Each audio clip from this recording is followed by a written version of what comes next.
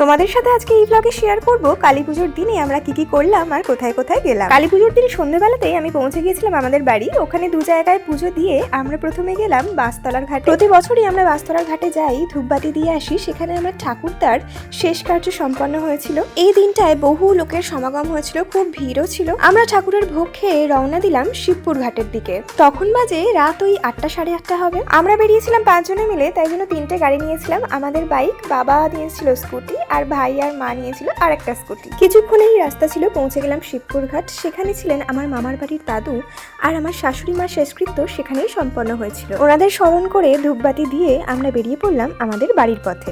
আলো ঝলমলে রাস্তা দেখতে দেখতে আর কয়েকটা ঠাকুর দেখতে দেখতে আমরা ফিরলাম আমাদের বাড়ি।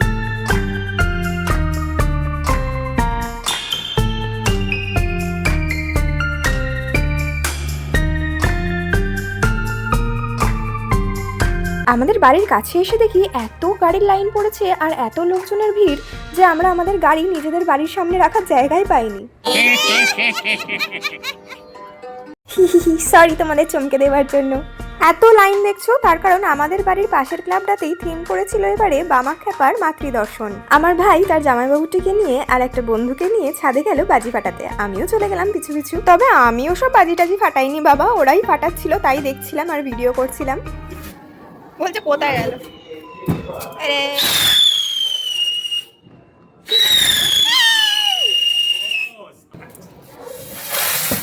High high high high high high high.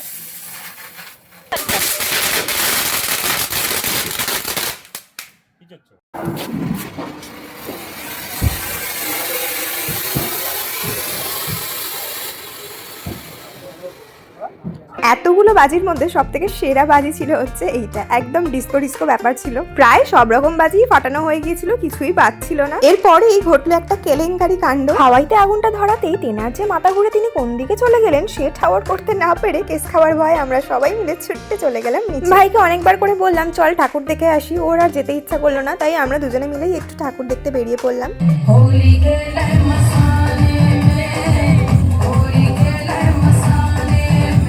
একটা জায়গায় দেখলাম এরকম থিম করেছিল শ্মশান ভূমিতে শিবতাণ্ডব। এটা বেশ ভালোই করেছিল, প্রায় 15-20 মিনিটের শো ছিল। আমরা পুরো শোটাই বেশ দাঁড়িয়ে দাঁড়িয়ে উপভোগ করছিলাম। তারপর ফিরে গিয়েছিলাম বাড়ি। কালীপুজোর দিনটা আমাদের এইভাবেই কাটলো। এবার তোমরা বলো তো তোমাদের এই ব্লগটা কেমন লাগলো? যদি ভালো লেগে থাকে আমাদের চ্যানেলটাকে প্লিজ সাবস্ক্রাইব করে দিও, আর একটা লাইক আর একটা কমেন্ট করে দিও। পরের ব্লগে আমি তোমাদের সাথে শেয়ার করব আমাদের আমতা খড়ুপের বিখ্যাত কালীপুজো। তাহলে এই ভিডিওটা আমি এখানেই শেষ করলাম। দেখা হচ্ছে তোমাদের সাথে আবার একটা নতুন ব্লগে। আজকের মতো টাটা।